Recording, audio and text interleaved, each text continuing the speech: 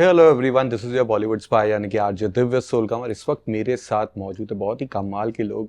Kirti is there, Madhavan sir and Neil. इन सबसे पहले तो कॉन्ग्रेचुलेशंस। ट्रेलर भी देखा मैंने, तो फिल्म भी देखी और काफी इंटरेस्टिंग फिल्म है। Yes, I did see the watch the film. David versus Goliath तो टाइप की एक पूरी फीलिंग आती है, बट बहुत ही रिलेटेबल टॉपिक है। बट आप लोगों से जानना चाहूंगा फीडबैक्स एंड रिएक्शंस किस तरह के आ रहे हैं फिल्म रिलीज नहीं हुई अब तक ट्रेलर्स के ऊपर। No, but over the trailers, I think we've been discussing this. We've been getting some fantastic and very positive response. Yeah. जो जहाँ तक मुझे पता है सब ये कह रहे हैं कि हम रिलेट कर पा रहे हैं, हमारे साथ हो रहा है। ये बिल्कुल रिलेटिव और बहुत ही रिलेटेबल टॉपिक है।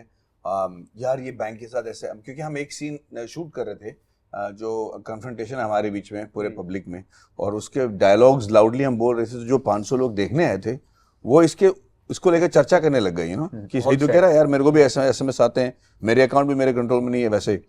तो द रिलेटेबिलिटी फैक्टर जो है सबके बारे में, सब इसी के बारे में बात कर रहे हैं। very good response here. I think people are really not just relating to it, but I think the simplicity of the film and the topic of the film is making people want to watch the film. So मुझे तो काफ़ी अच्छा vibe मिल रहा है। जो characters है आप लोगों के बहुत ही डिफरेंट है। योर्स अगेन थोड़ा सा एक रेलवेमैन वाली झलक भी आ जाती है, जो ट्रेन होने की वजह से, ट्रेन के होने के से। आप दोनों की जो एक क्यूट सिंपल सी लव स्टोरी है, आई थिंक वो 90s के एरा में जो होता था उस तरह का। Yours that business grand tycoon type का जो। बट आप लोगों के लिए उस कैरेक्टर का सबसे यूएसपी बेस्ट पॉइंट कौन सा था, विच यू लव्ड इट? मेरे लिए वो था कि एक आम आदमी है जिसका जो देखने में लगता है बिल्कुल हार्मलेस है, जैसे आपने कहा डेविड और गोलायत वाली। तो पर डेविड को गोलायत क्या बनाता है? आप देखा जाए तो पूरे इतिहास इस बात का गवाह है कि आम आदमी को, कॉमन मैन को अगर उसके वजूद से टटोला जाए, उसको अपनी जिंदगी न जीने का मौका दिया जाए, तो वो बड़े बड़े जो हुकूमत है उसको गिरा ही देता है। और ठीक वैसे ही ये किरदार है। इनको और किसी से कुछ लेना देना नहीं है, अपना भला काम करते हैं।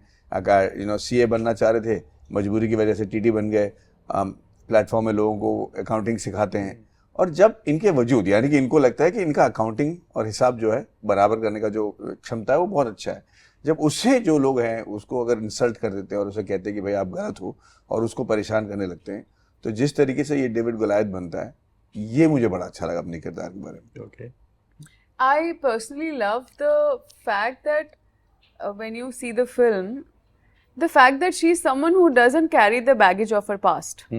The fact that she doesn't make a victim out of herself, वो victimhood उसमें, the absence of victimhood makes her want to take responsibility of where she is today and own up to whatever it is and however it is. And I think I absolutely love that about her. And it's a quality that really I find very attractive in anybody I meet. जब मुझे लगता है कि यार वो अपना जो भी हुआ है उनके पास, उनकी शक्ल में, उनकी बॉडी लैंग्वेज में आपको उनका पास्ट का दुख या जो उनके साथ चीज़ें घटी हैं वो जब नहीं दिखता है, and they are still fresh in that moment, living in the present, I think for me is a very attractive quality. Neil? For me, मेरे लिए मिक्की मेहता जो था वो थोड़ा मुश्किल भी था और इंटरेस्टिंग भी था, इसलिए क्योंकि ऐसा नहीं है कि मैंने ये ऐसा किरदार पहले बड़े पर्दे पे निभाया नहीं है। मैं कर चुका हूँ, एक प्लेयर्स कर चुका हूँ, जॉनी गद्दार कर चुका हूँ, बहुत सारे ऐसे अलग अलग किस्म के ग्रे शेड किरदार निभा चुका हूँ। बट मिक्की मेहता को एक, अगर इस फिल्म के साथ अगर आप देखें, और जैसे आप डेविड एंड गोलायत और ये सारी हम बातें कर रहे हैं, तो इस किरदार को, राधे मोहन के किरदार को अगर लिफ्ट करना है और अगर विलेन नहीं है तो वो हीरो कैसे बनेगा? एक कॉमन मैन की कहानी है और उसकी जर्नी है, और तो वहाँ मुझे लगा कि एक किस्म का चैलेंज है मुझ पर, क्योंकि एक आम इंसान की कहानी है और आम इंसान यहाँ पे रिलेट करना चाहिए। तो जितना मैं गिरूंगा उतना ये उठेंगे। तो वो बहुत ज़्यादा एक बर्डन मेरे कंधों पर था कि मैं किस किस्म से इस किरदार को और तोड़ पाऊँ और पोर्ट्रे कर पाऊँ। नीचे गिर सकते हैं। हाँ, तो यानी इससे ज़्यादा और कितना अपने आप को और कितना गिराते रहूँ।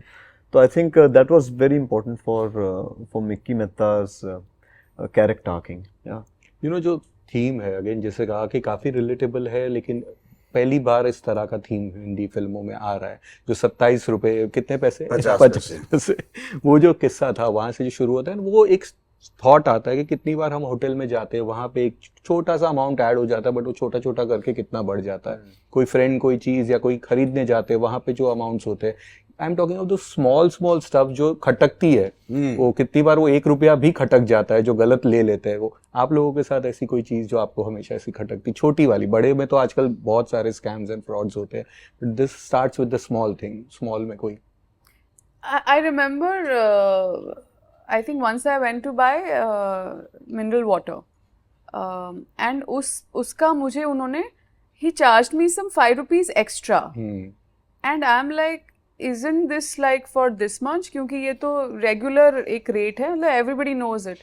And then he gave me some ज्ञान, और नहीं यहाँ पे ये टैक्स लगता है, यहाँ पे ये लगता है, इसका ये है, कूल इसका करने का चार्ज। हाँ जो भी है पता नहीं क्या है, but I remember being like, like why are you doing this? Why can't you just जो बन रहा है उसमें बनाओ ना, like what is this extra? And the thing is, क्योंकि 5 रुपए की बात होती है तो आपको लगता है कि यार beyond a point कि कौन ही मतलब दिमाग खराब करेगा, like fuck it, you just get going. But yeah, I think it's not about how much money you have, but every time you are charged a little unfairly for whatever, a part of you wants to question it, and how far you go with it is something that's on you. But yeah, its point is that they think that we are fools, which we are not.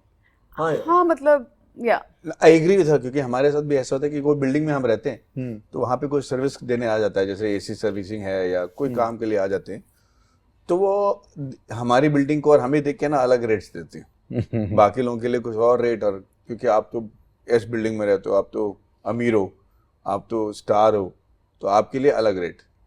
और मुझे वो खटकता है, मुझे लगता है कि वो इंसान जो है वो सही आदमी नहीं है, पर मैं कुछ कह भी नहीं सकता क्योंकि उसको लग रहा है कि मैं स्टार हूँ, इतना तो वो दे ही सकता है, तो इतने पैसे के लिए क्यों रो रहा है। तो जैसे टिप भी है, कभी आपको मतलब आपके पास कम पैसे रह जाते, कैश होता नहीं है, पर आप थोड़ा कम टिप देते हो किसी को कैश के हिसाब से, वही टिप अगर कोई आम आदमी दे तो उनको लगे कि बहुत अच्छा है, पर हम देते तो लगता है कि ये कंजूस आदमी है, वैसा लुक भी दे देते हैं, तब मुझे बड़ा खराब लगता है। नील? आई थिंक मेरे लिए सबसे ज़्यादा मेरी इरिटेशन होती है आजकल ये टोल नाकों पे जो ऑटोमेशन सिस्टम एक आया है कि आपकी गाड़ी पे एक सिस्टम है, तो मैं जानता हूँ कि मेरा टॉपअप हुआ है या शायद मॉनिटर मैं कर रहा हूँ, क्योंकि आई थिंक एक किस्म का एक होता है ना आपके दिमाग में कि अच्छा मैंने इतना डाला है, बट वो कभी कभार ऐसा हुआ है कि 2 बार कट गए आने जाने में शायद, तो वो इरिटेशन होती है कि ऑटोमेशन है और ये जानबूझ के हो रहा है, ये डिप्लीशन कैसे हो रहा है। तो आई फील कि may be somewhere you have to either give it benefit of the doubt that the system is like that, or maybe it's being manipulated. but I think on a large level we give benefit of doubt. Yeah. Now, all of us want to believe and trust कि okay ये हो रहा है, सही हो रहा होगा, हाँ कुछ गलत हो गया होगा by but mistake. no, I mean अंदर से खटकता है वो, and we you ignore can it. feel it, Yeah. but then it's, and I think that's something that does bother, I think, everybody. Film में train and bank both are integral part of the film. जो शुरुआत train से भी होती है फिर bank से जाती है। मुझे कोई एक आपकी लाइफ की कोई फेवरेट या बेस्ट ट्रेन जर्नी कोई जो आपको याद है, इफ यू कैन शेयर। मेरे लिए मैं अपनी बहन की शादी के लिए जा रहा था कानपुर, और आई थिंक शादी के बाद एक वहाँ पे रिसेप्शन था, तो हमने सबने डिसाइड किया था कि as a family let's drive, I mean go in train, अच्छा फुल बोगी, या we book the entire hard bogies and all of that, the entire family, so it just became a very memorable journey for all of us through that, so I think for me that's the most memorable moment in the train. Of course उसके पहले तो बहुत सारे किस्से थे, बचपन में हम ट्रेन में ही घूमा करते थे, तो अंदर घुसते तो माँ कहती कि that's not supposed to be pulled, वो change हो, what tempting, yeah, because we were most excited to jump across the top level of the compartments. Anyways, yeah.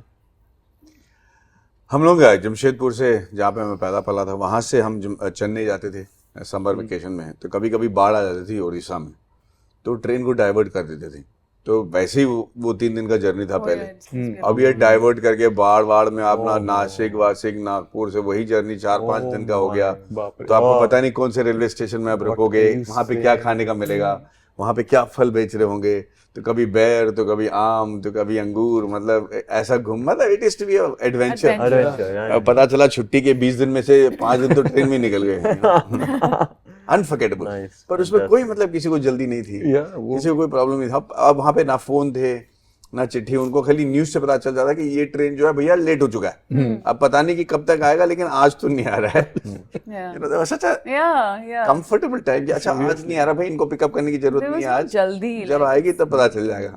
ठहराव था वो। I have two very fond memories. One is when I was in school, तो मैं badminton खेलती थी and I was in a केंद्र विद्यालय। तो हमारे केवी के स्पोर्ट्स मीट्स होते थे, you know, like regional, zonal, national meet, right. तो नेशनल मीट तक तो मतलब ट्रेन्स में if you are going from, जैसे सपोज दिल्ली में हो रहा है नेशनल मीट, तो पूरे देश के उस जोन्स के जो टीम्स हैं वो ट्रैवल करती थी। So the whole trains used to be only filled with you know, people who are going for the national meet, all sports people, right?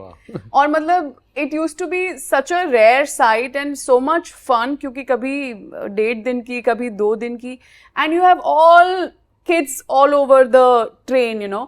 और यहाँ और मतलब जो लड़के हैं, है ना, हर टीम्स के जो भी लड़के हैं अलग अलग, वो पूरे गाड़ी में चक्कर काट रहे हैं, you know, from one bogie to another to check out girls, you know, and then Candy store for them. yeah, candy store, exactly, and then you can figure out who has a crush on who, and you know, कोई वहाँ खड़ा होके कोई somebody staring at each other. It used to be like one, you know, जो आपने romance की बात की, वो मतलब ऐसे भरा होता था, पूरी ट्रेन भरी होती थी। I really, and then you know, people are playing antakshari and people are chatting, kids, I mean, you know, it used to be a very different vibe. And second one, a couple of years ago, my dog Hope, who's a golden retriever, मैं दिल्ली गई थी सुबह flight से, and I had to bring him back home. I was adopting him, तो मुझे उसको घर लाना था. He was about 2 months old. And तो we had to, dogs are only allowed in the first class coupe. So मैंने एक वो डबल वाला coupe बुक किया था मेरे और होप के लिए. And I remember that baby, I just like, I had a whole, you know, overnight journey from Delhi to Bombay, and I think it was one of the most beautiful nights. So yeah. Oh, nice. Medi sir, इसी साल आपकी 25 years भी complete हो रहे हैं, you know, Mani Ratnam sir के साथ जो आपकी पहली फिल्म थी, जिसे ऑफ कोर्स यहाँ पे साथिया में रीमेक किया गया था। आज अगर हिसाब बराबर करके, तो जो plus and minus of your films जो हुई है, जो हाई पॉइंट्स कहते हैं या लो पॉइंट्स, सबसे बेस्ट हाई पॉइंट एंड सबसे लोवेस्ट पॉइंट कौन सा रहा? आई थिंक लोएस्ट पॉइंट तब था जब रहना है तेरे दिल में फ्लॉप हो गई थी, क्योंकि वो तमिल में रिलीज होकर ब्लॉकबस्टर हुई थी, तो मुझे समझ में नहीं आया कि हुआ क्या, क्यों यू नो उसे रिजेक्ट किया गया, जबकि गाने इतने बड़े हिट थे।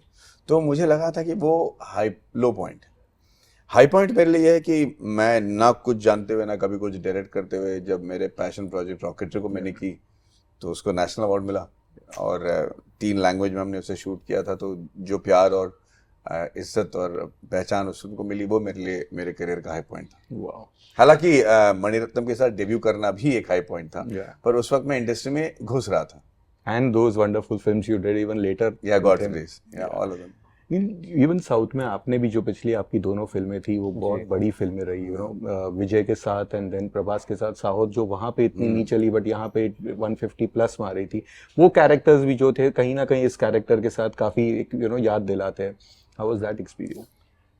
Well, I was really wanting to work with Murgadoss sir after Ghajini especially.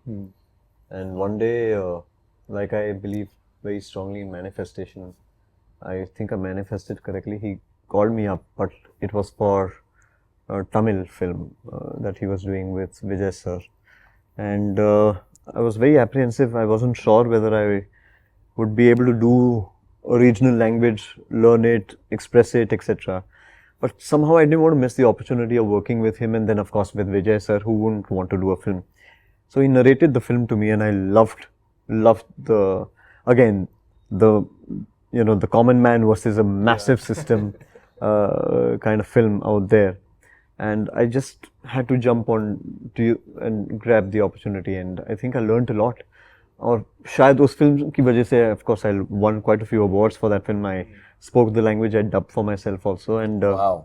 yeah, Well done. And that was the first film, and right after that film, then Prabhas and his entire team called me for Saho. So I waited for Saho with Sujit.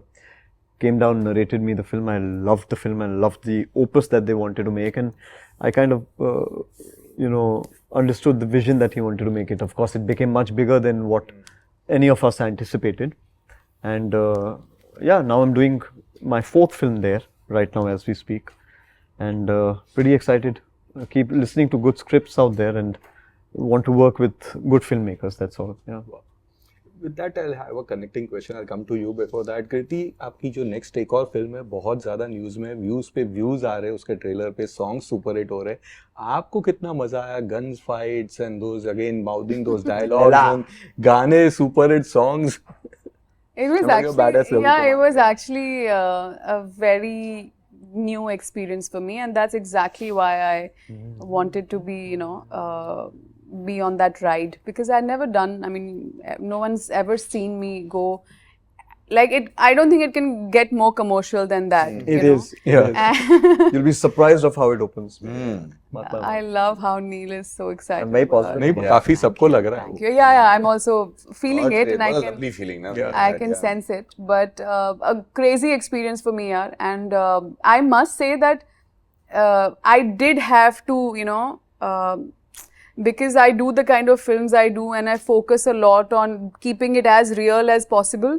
Matlab, for me to get into this space and find my sur as an actor took me some time, and I'm just looking around, and I felt a little out of place for the first couple of days, but because I have someone like a Prabhu Deva, I have, Sanjay Mishra, I have Johnny Lever, I have all these people around me, and I'm like, how do they do this? Like, Yeah.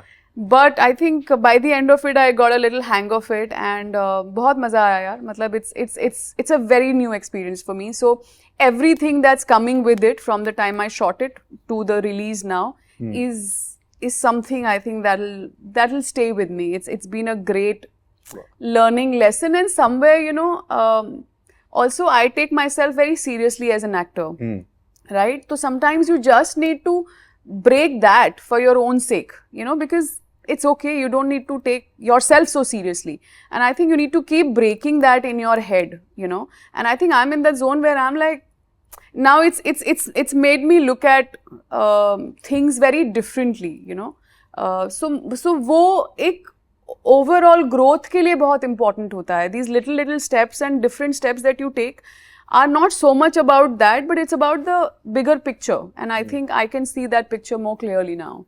Right. Coming back to you, sir. Again, जब Mani Ratnam sir की बात की तो एक question जहन में आया कि हम जब यहाँ पे ग्रो कर रहे थे तो जो 80s का दौर था, 90s का दौर था, उस वक्त पे जो तमिल फिल्म्स यहाँ पे डब होती थी, those were termed as classy films, जिसमें एक थीम होता था. थोड़े 90s में जब शंकर की फिल्में आई तो स्पेशल इफेक्ट्स होते थे, ये कुछ ना कुछ एक novelty factor with good music, that used to be the thing कि साउथ की मूवीज तो मतलब क्वालिटी वाली फिल्में होगी, बॉम्बे में, दिल्ली में, ये जगह पे फिल्में चलेगी. आज ये चलन चेंज हो गया. जो जेन जी है वो देख रही है Telugu cinema, they are watching larger than life cinema, and for them sadly they feel that's the entire south house या even Kannada films which are joining them. आपके व्यूज क्या है सर ऑन दिस? ये साइकिल रहा है. एक ज़माने में हमारे अर्लियर देन दैट ऑल्सो बहुत सारे साउथ फिल्म आते थे और उसको उनकी रीमेक बनते थे और वो बहुत अच्छे तरीके से चलते थे. पर अभी क्या हो गया कि आफ्टर कोविड सबको साउथ के कंटेंट्स देखने को मिले. उनकी जो परफॉर्मेंस लेवल देखिए, मुझे लगता है कि साउथ में ज़्यादा रिलेटेबल कंटेंट बनाते हैं, अदीब, ज़्यादा एलिटिस्ट नहीं बल्कि बहुत ही अदी कंटेंट बनाते हैं.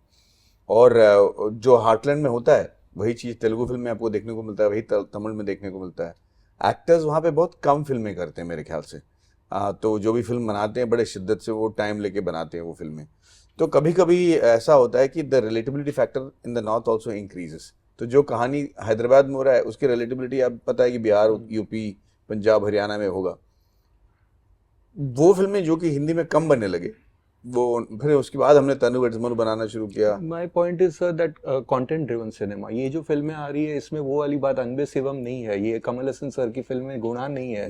That's not that what Tamil cinema used to give us, it's what Mani Ratnam sir used to make. Correct. तो वो मेरा, but they didn't have that much of a commercial success in Hindi. Okay, what I am trying to tell you is वो सब critical acclaim था. जी. आपको कमल हसन, मणिरत्नम के नाम पर आम आदमी जो है वो उतना बड़ा फैन नहीं था. आम आदमी फैन था मिटुंदा का, और वो अभी जो हो रहा है, जो वो लार्जर देन लाइफ पिक्चर वो डिपिक्ट कर रहे हैं, but with connection to the heartland.